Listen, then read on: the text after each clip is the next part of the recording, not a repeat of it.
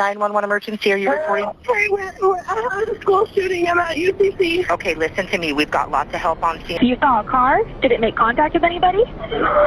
Yeah. 911, what's the address of the emergency? I don't know what happened. Hello?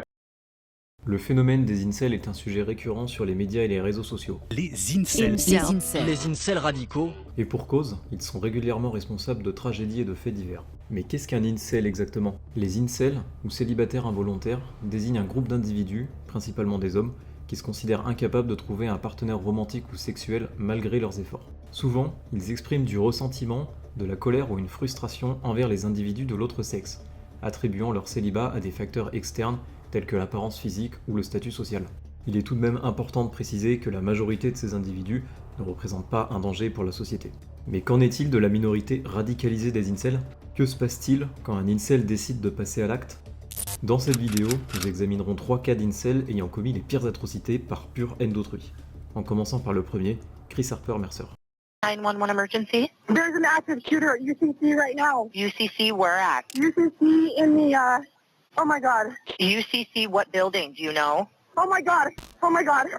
Do you? Oh my God, there's a shooter. Hey, there's a shooter. Get the f out, shooter. He would ask somebody if they were a Christian or not. He would say, good, because you're about to meet him in a couple seconds, and then shoot them. And I remember shooting. I remember the smell and the sound and everything. I think one woman said, when we do stuff, we're all going to die. Oh my God. Ma'am? There's a shooter. Where's Shooter. the- Get in your cars. Where? Go. All I could think about was grab that guy's brains off the ground and put it all over my face and head, just hoping that he thought that I was dead, you know. Le 1er octobre 2015, à l'université d'Umpqua, dans l'Oregon aux États-Unis, une fusillade est signalée à 10h38 par plusieurs étudiants.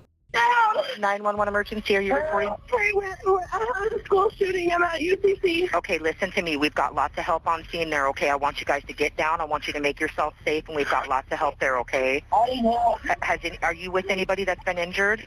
I'm sorry. It's okay. Oh, God. Listen to me. We've got lots of help there. Are you with somebody that's been injured?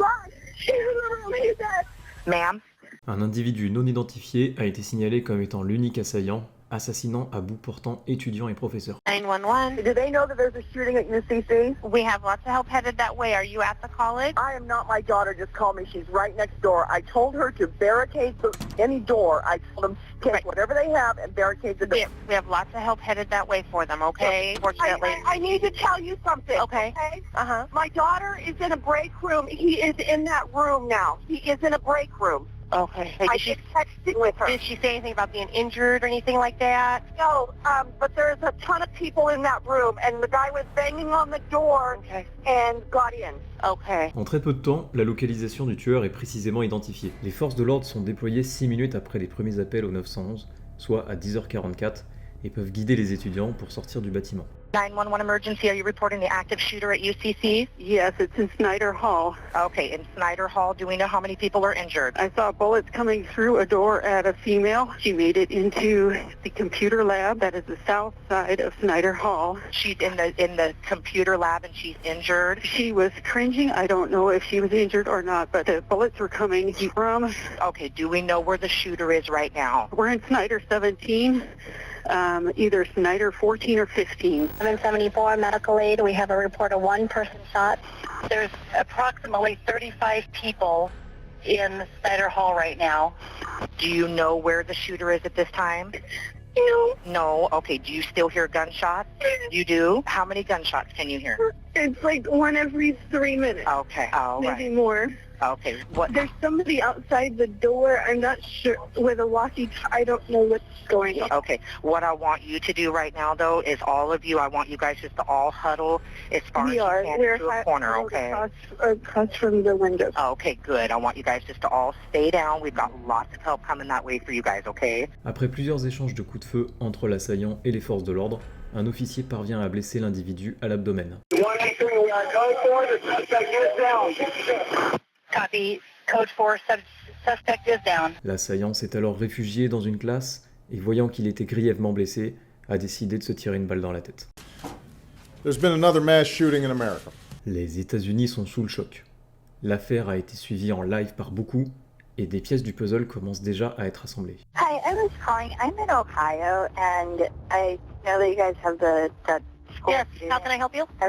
I was online, and there's a website, and there's a post yesterday saying that there's going to be a school shooting, and people recommending how to do it. So I don't know if you guys are aware of this. I mention this because there have been other shootings and stuff like in the past on the news, and like people seem to go to this website and post stuff about it. I need you to specifically read that to me. Some of you guys are all right. Don't go to school tomorrow if you are in the Northwest. Happening thread will be posted tomorrow morning. Un appel au 911 a indiqué que la fusillade en cours a été préméditée la veille sur 4chan. Certains d'entre vous sont sympas.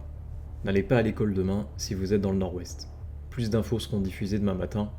Adieu les robots de l'espace. D'autres utilisateurs du forum vont même jusqu'à lui donner des conseils sur comment faire un maximum de victimes. Après avoir examiné de fond en comble les classes, les officiers sont livides à la découverte du nombre de munitions et d'armes en possession du tueur. Auparavant, une négociation était possible en cas de prise d'otage. Mais depuis l'avènement des tueries de masse, une négociation n'est plus envisageable, car leur objectif est de faire un maximum de victimes possible. Une réponse létale des forces de l'ordre est donc automatique aujourd'hui. Une grande difficulté rencontrée dans cette tragédie est que l'année venait de commencer et les étudiants ne se connaissaient pas encore. L'identification du suspect fut donc quasi impossible, mais également celle des camarades de classe grièvement blessés qui avaient besoin d'aide immédiate. Plusieurs témoignages croisés ont permis d'identifier le suspect.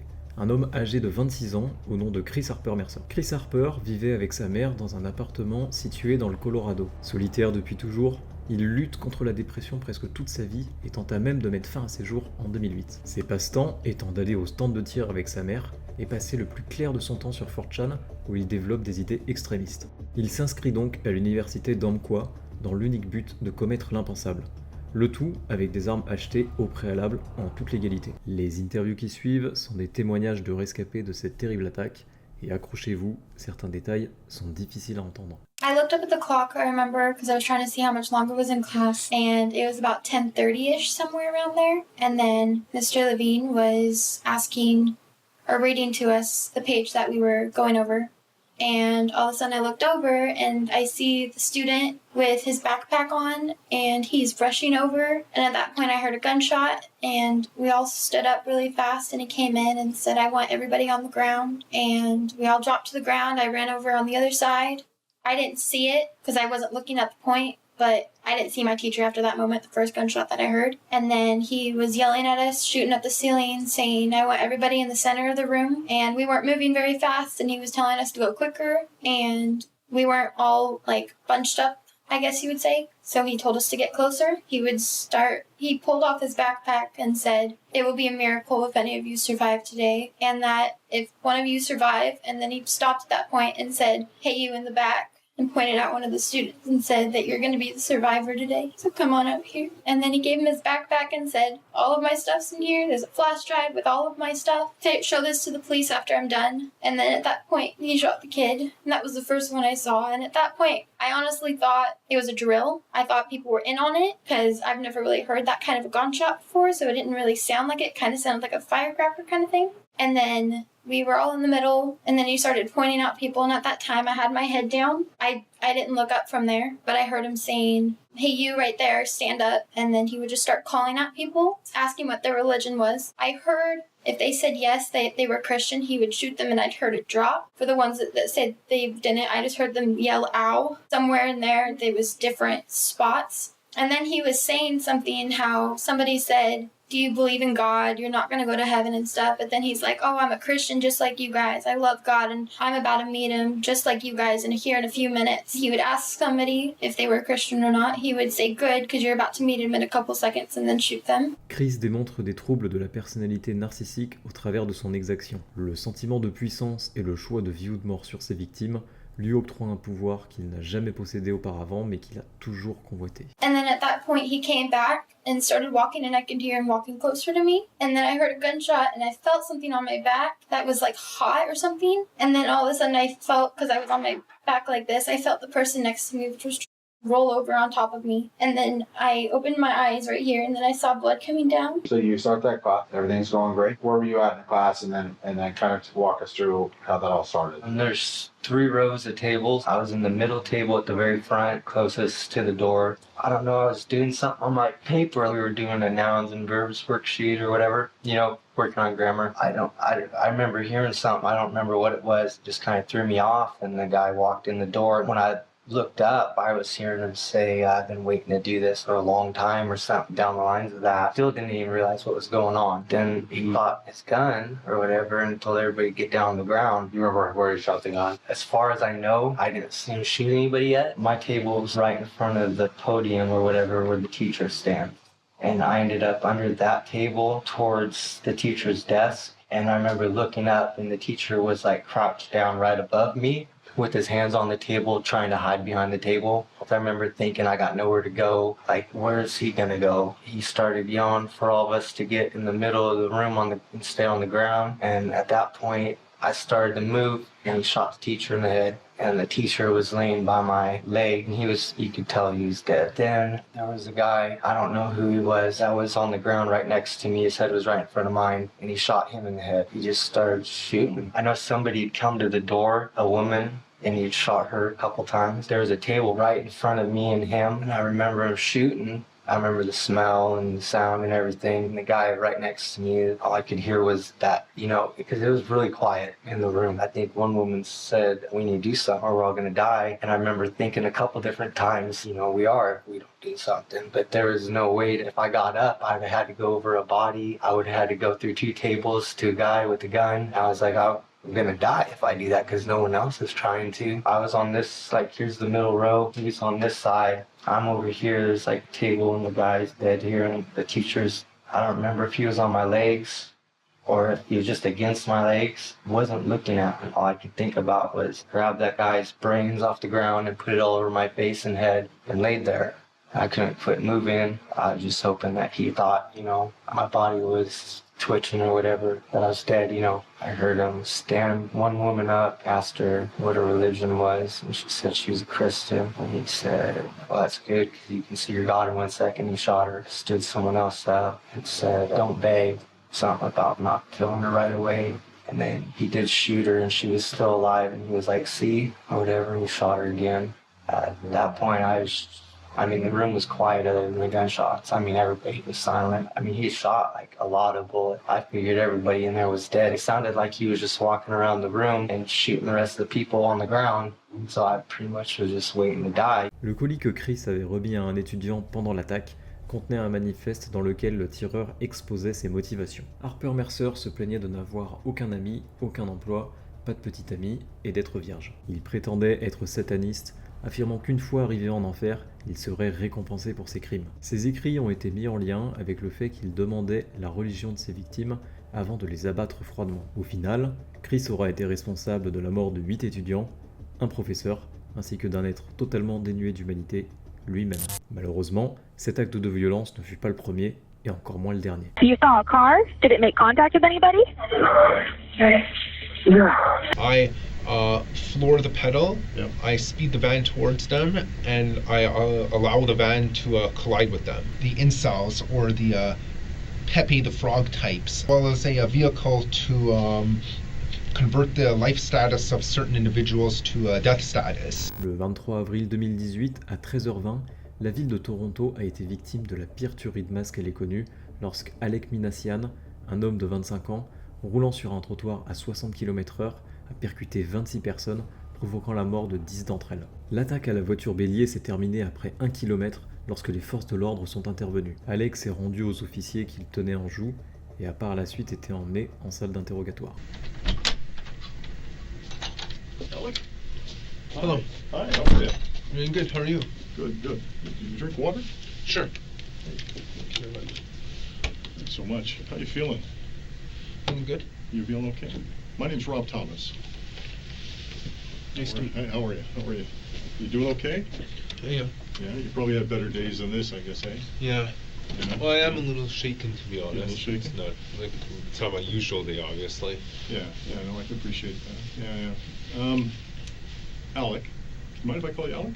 Yeah, sure. Les premiers échanges entre le détective et Alec paraissent totalement lunaires au vu des circonstances. Alec n'affiche pas une once de regret ni de remords et reste très pragmatique face à la situation. Ce comportement est typique des individus présentant des troubles de la personnalité antisociale. Les premières minutes de l'interrogatoire sont décisives et le détective doit paraître le plus amical possible. Il offre une bouteille d'eau au meurtrier, lui demande comment il va, comment il veut être appelé et est aux petits soins avec lui. Mais pourquoi le traiter avec autant d'attention alors qu'Alec vient de tuer de sang-froid quelques heures auparavant? Et pourquoi l'interroger alors qu'on n'a aucun doute sur son implication? En réalité, l'enquêteur établit un contact amical avec lui pour gagner sa confiance et faciliter les échanges. En effet, l'un des risques serait que le suspect se renferme sur lui-même et décide de garder le silence, ce qui est le pire scénario pour un interrogatoire. L'objectif de l'interroger est de s'assurer de son état de santé mentale. S'il a commis le crime en pleine possession de ses moyens, l'idée est qu'il ne puisse pas plaider la démence une fois au tribunal.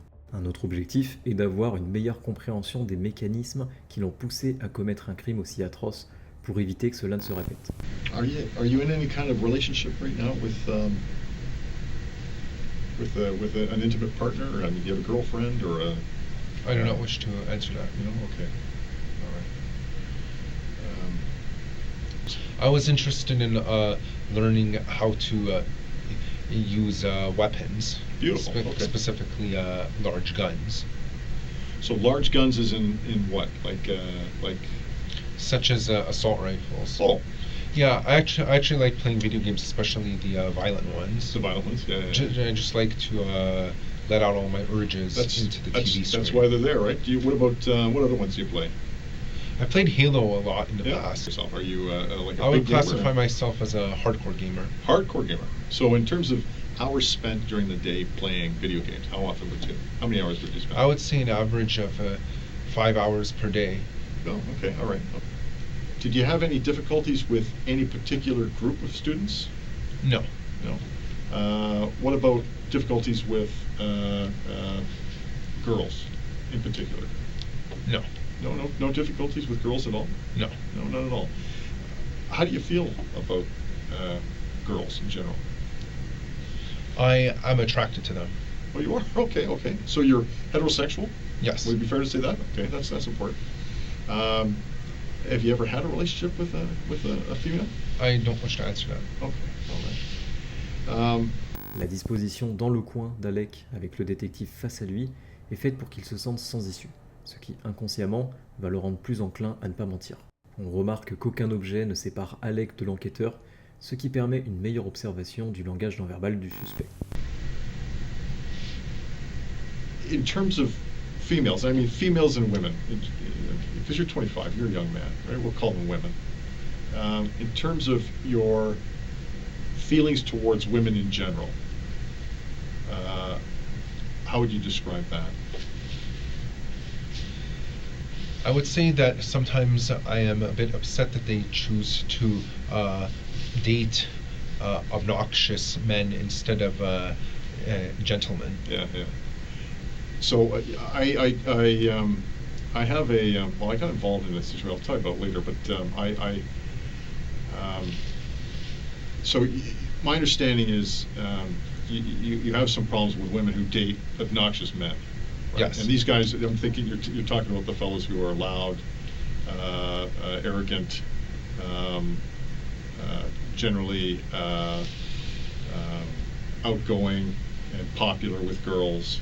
Yes. Is that what you're talking about? Yes. Okay. And you have a problem with the women that date these fellas? Yes. Why is it that you have a problem with the women? Because I feel that it's illogical to be dating such men when they could be dating gentlemen instead. Right. That makes sense. I mean, and I've seen that because I've grown up.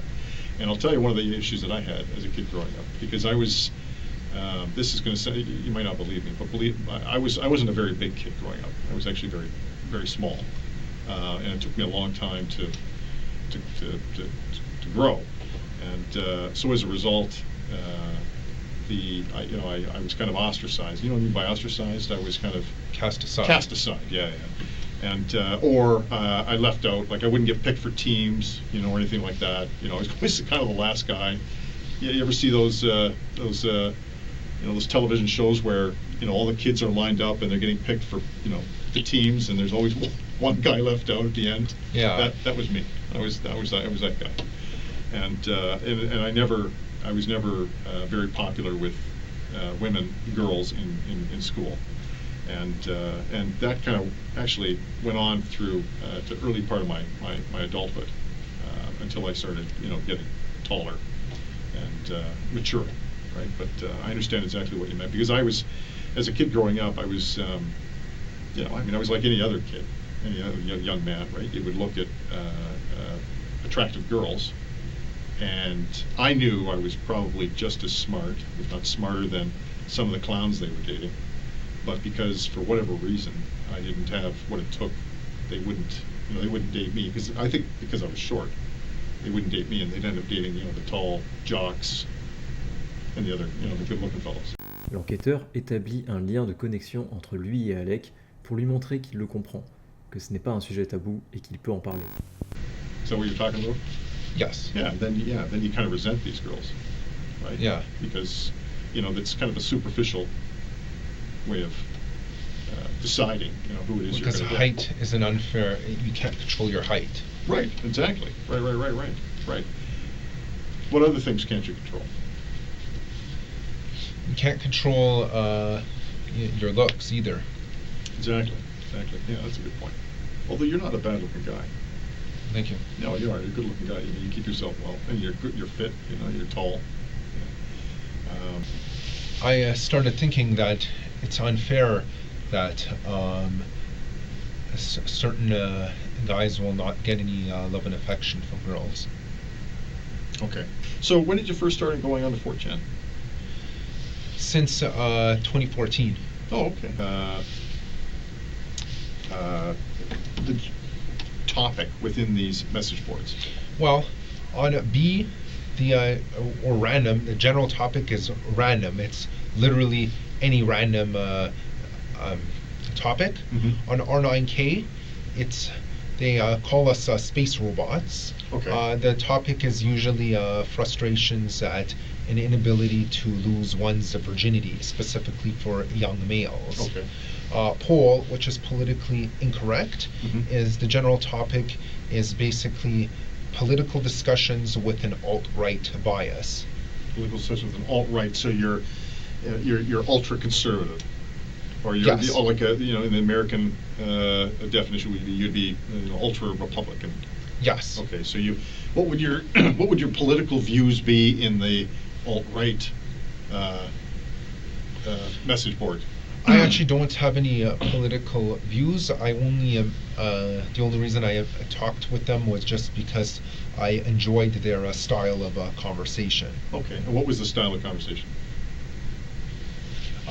It was very blunt and honest. Un lien établi entre les trois profils de cette vidéo, c'est l'activité intensive sur le site 4chan. 4chan est un site web anonyme organisé en plusieurs thèmes, appelés boards, chacun dédié à un sujet spécifique. Il y a par exemple le board random, où tout type de contenu peut être diffusé. Le board poll, où du contenu dit politiquement incorrect est posté. Le board qui a été utilisé par les trois profils de cette vidéo, ainsi qu'un bon nombre d'incels, c'est R9K ou Robot 9001. Le nom R9K vient d'un type d'algorithme utilisé sur un ancien canal de discussion qui consistait à bannir les utilisateurs qui repostaient du contenu déjà posté. L'objectif étant d'encourager la création de nouveaux contenus, beaucoup d'utilisateurs y ont vu un moyen de partager des petites tranches de leur vie au travers de ce qu'on appelle des green text. Mais les expériences de chacun vont se révéler être plutôt négatives. Là où certains tournent en autodérision leur situation, d'autres vont être beaucoup plus désespérés. Un cercle vicieux de la dépréciation se met en place, chacun y va de son anecdote la plus sordide pour montrer que sa situation est la pire. Le sentiment d'être un moins que rien ainsi que d'être toujours vierge les unit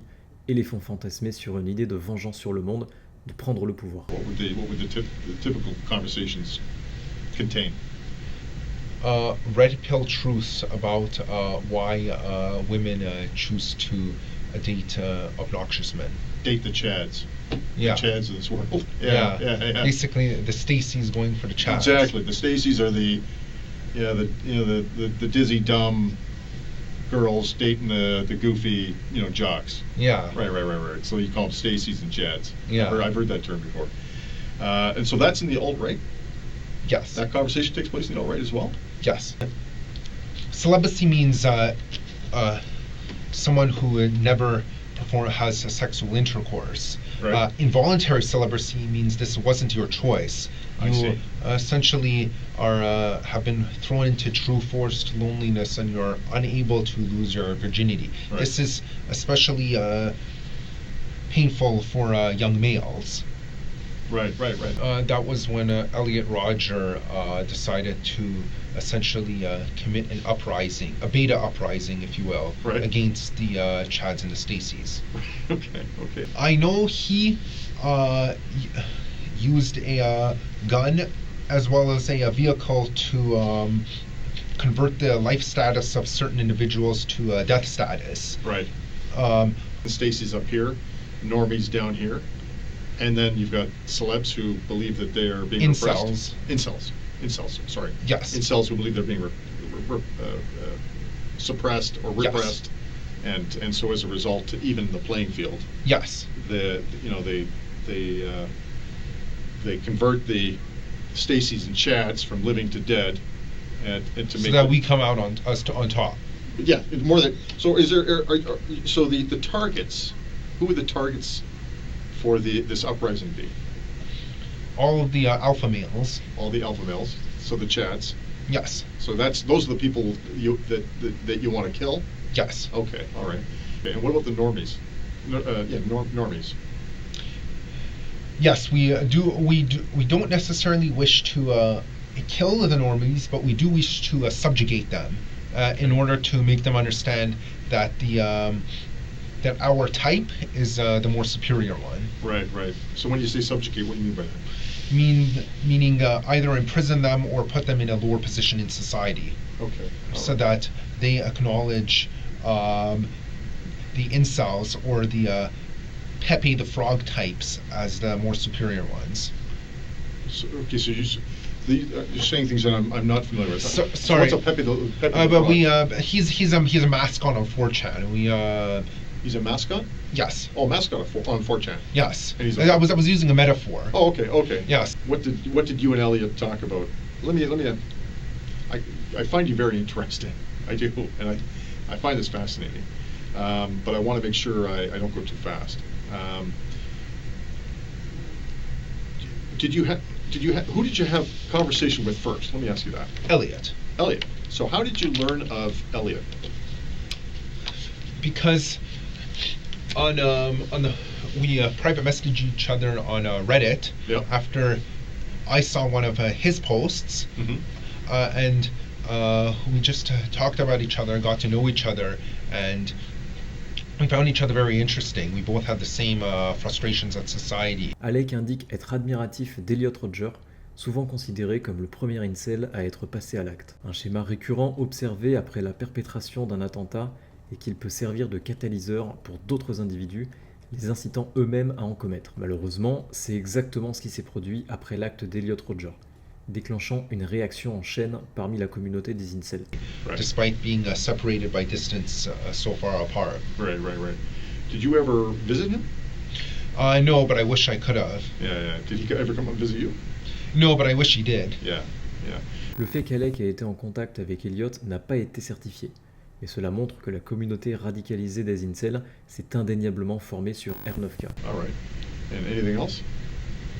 I felt kind of proud of him for his acts of bravery. Okay.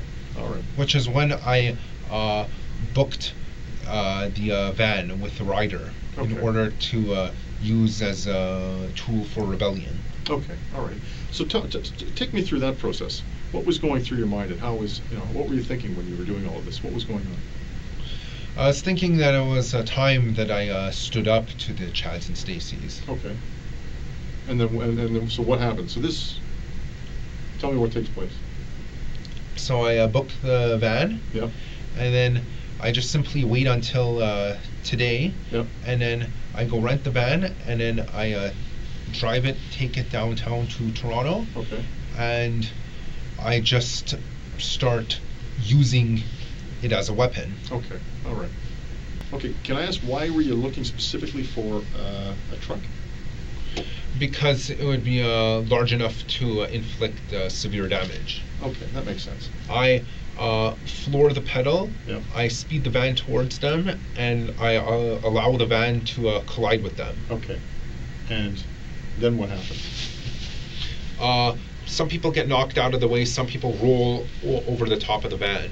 Okay. And then what happens? I continue doing that until, in fact, actually, to be honest, the only reason I stopped my attack was because someone's drink got splashed on my windshield, and I was worried that I would crash the van anyway, so I decided, okay, now I wanted to do more, but I've kind of been foiled by a lack of visibility. So then that's when I turned right, and I saw the cops approaching, so I decided to pull over and get out of my van. I see a patrol car pull over, and I hear the cops screaming at me to get out, so I get out, and I point my wallet at the cop with the intent for it to be confused with a gun so that I could be fatally shot. Okay. And was that something you were thinking about? Yes. I know. I mean, what I'm saying is, even beforehand, I premeditated as an attempted suicide by cop. You wanted to be killed by the police. Yes. Okay.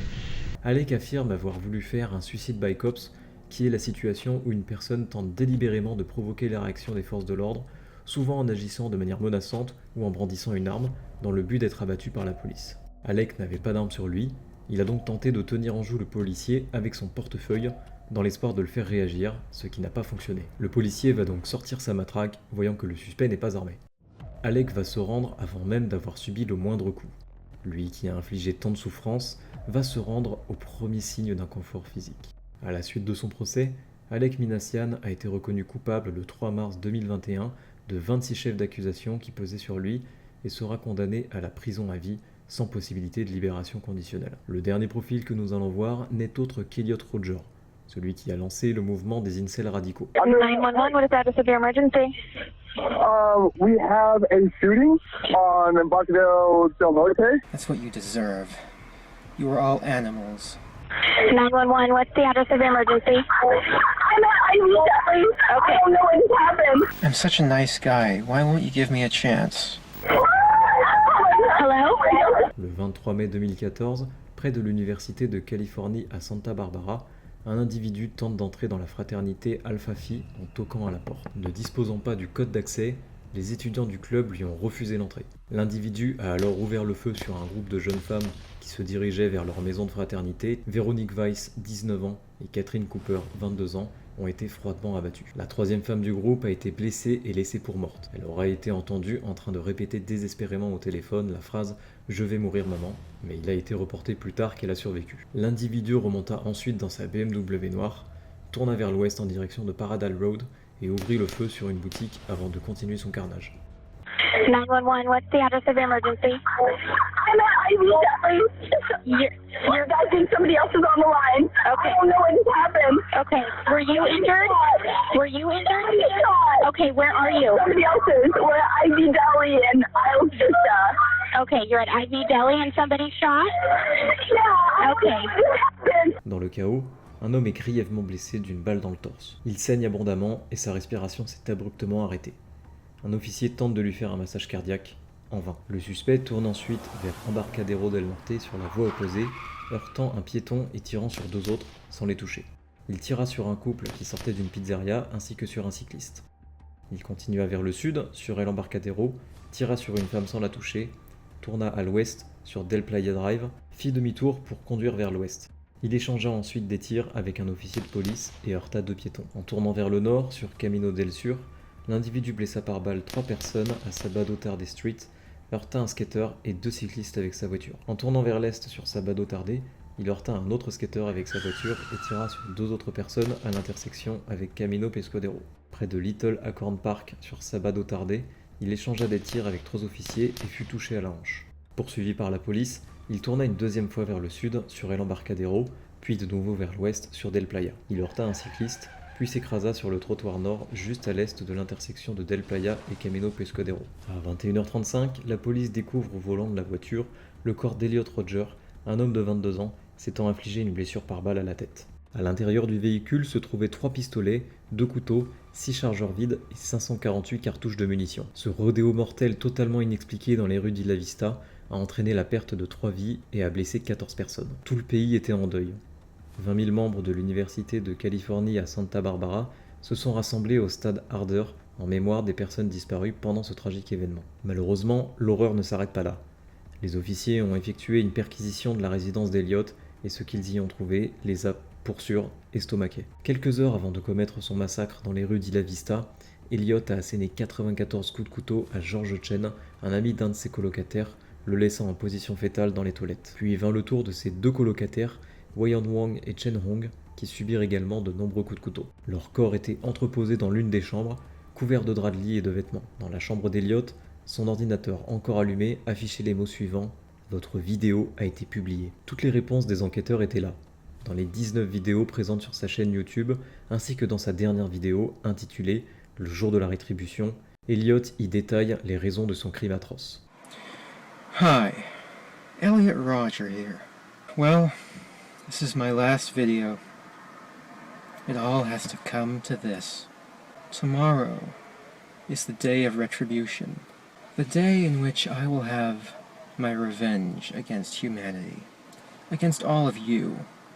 I'm 22 years old and I'm still a virgin. And it has been very torturous. It's not fair. You girls have never been attracted to me. I don't know why you girls aren't attracted to me, but I will punish you all for it. I don't know what you don't see in me. I'm the perfect guy, and yet you throw yourselves at all these obnoxious men, instead of me, the supreme gentleman. I will punish all of you for it. You will finally see that I am, in truth, the superior one. The true alpha male.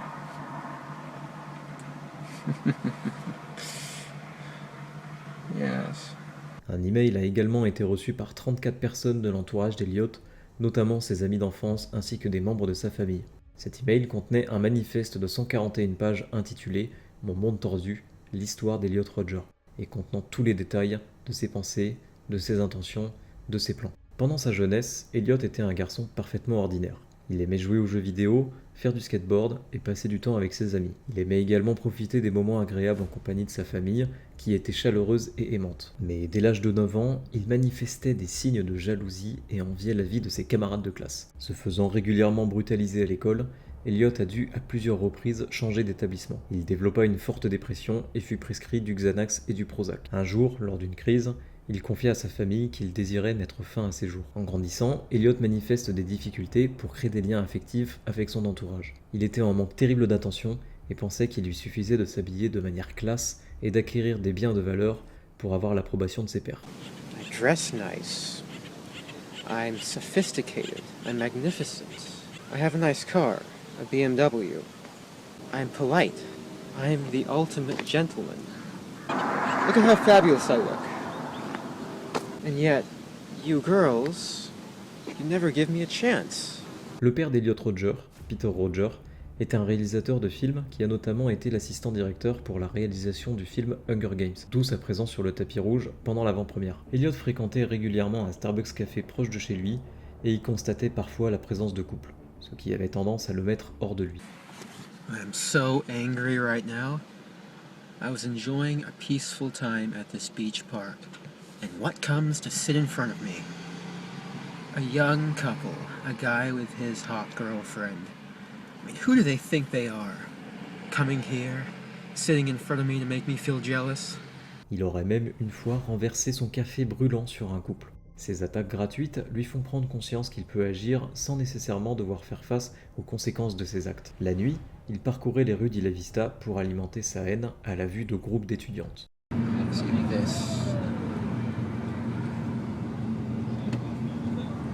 Did you just see that? That guy was walking with such a hot girl. See, look at these assholes. N'hésitant pas à les insulter, soit dit en passant, bien à l'abri au volant de sa voiture. You're an asshole. Il allait régulièrement déverser sa frustration sur des forums en ligne, notamment sur bodybuilding.com, où il a posté « Ça a été la lutte de toute ma vie de me trouver une belle copine blanche » ou encore les femmes ne méritent pas d'avoir de droits. Elles ne sont que de viles et sadiques créatures qui se démènent pour rendre fous les hommes et ignorent ceux qui les méritent vraiment. 88 posts, tous plus violents les uns que les autres, nous apportent une meilleure compréhension des frustrations d'Elliot. Fin 2013, Elliot reçoit 2 colocataires, des étudiants de l'université. Elliot les détestait particulièrement et de nombreuses disputes éclataient tous les jours. Ces 2 colocataires qualifiaient Elliot de bizarre et d'insupportable. Dans son manifeste et sur des posts en ligne, Elliot témoigne sa haine des Afro-Américains ainsi que des Asiatiques. La simple idée de les voir avec des femmes blanches le révulse. You've deprived me of love and affection all my life. And that's a declaration of war. If it's war you want, then war you shall have. Son ton théâtral et ses discours radicaux ont immédiatement piqué la curiosité des communautés 4chan et Reddit. Là où certains charriaient copieusement le propriétaire des vidéos, d'autres, aussi choquants que ça puisse paraître, étaient de son côté et l'encourageaient à passer à l'acte.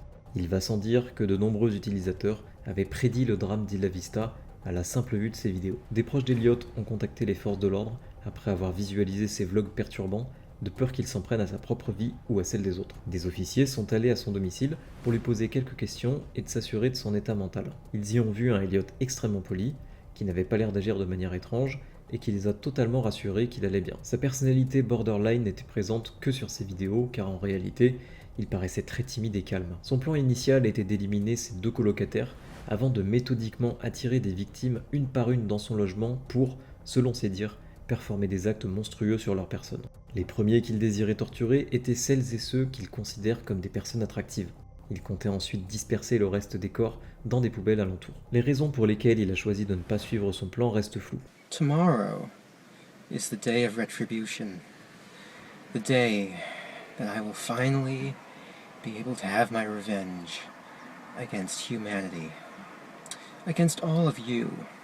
Comme Chris Harper, Elliot aspire à être une figure divine, celui qui a la capacité de punir à sa guise toutes les âmes qu'il juge mériter ses supplices. Ces 3 profils présentaient de nombreuses similitudes, notamment une forte tendance à la dépression, un isolement social et affectif orchestré par un groupe tiers, une alimentation de leur haine en ligne sur des forums et une attirance pour les armes à feu. Bien que tous les incels ne soient pas une menace pour la société, une infime minorité les a rendus connus de tous. Cette mise en lumière du phénomène a incité d'autres membres de cette communauté à faire de même, peut-être en partie pour la notoriété que cela apporte. Il est crucial de comprendre ces individus, comment ils réfléchissent et quels sont les facteurs qui les poussent à agir, sans pour autant leur offrir l'attention qu'ils désirent tant. Quoi qu'il en soit, ces actes de terreur ne seront très probablement pas les derniers, mais nous pouvons espérer que de nombreux autres seront désamorcés par les forces de l'ordre.